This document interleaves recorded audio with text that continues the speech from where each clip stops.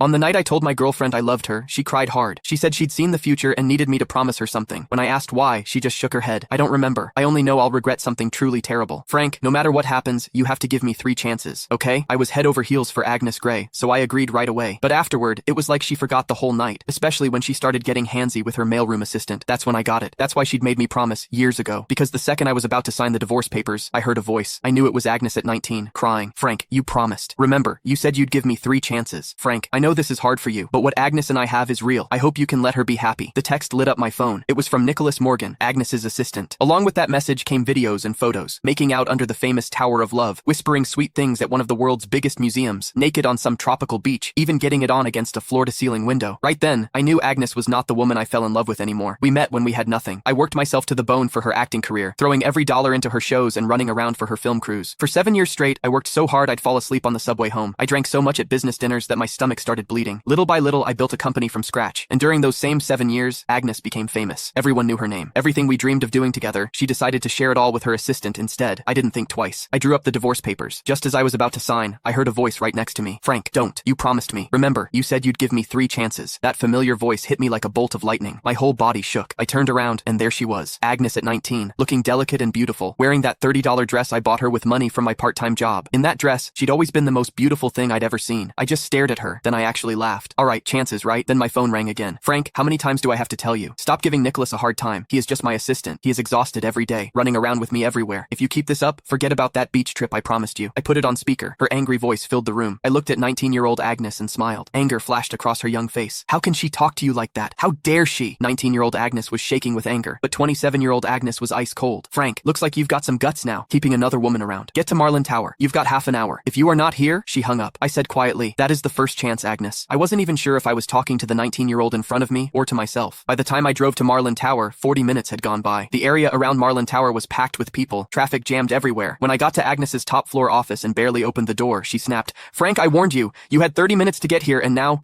I cut her off, turned around, and flopped onto the couch like I didn't care. Nicholas was there too. He kept his head down, eyes all red, his right hand holding his left wrist. My attitude seemed to set Agnes off. She slammed her hand on the desk. Frank, what is with that attitude? You still won't admit you were wrong? But before I could say anything, Nicholas jumped in. It is nothing really, just a watch. Don't blame Frank. That just made Agnes angrier, but instead of yelling at him, she held back and softened her voice. How can you say it is nothing? He is so petty. He even tried to steal the birthday gift he gave you. Don't worry, I am not taking his side. Then she turned back to me, her voice sharp as a knife. Frank, I am giving you one last chance. Give Nicholas his watch back. I'd lost count of how many times this had happened. No matter how many times Nicholas set me up, no matter what I said, it never mattered. The woman who used to trust me completely now only doubted me. Couldn't be bothered to argue. I stood up, took off the old watch from my... Click the link in my bio to get the full story for free.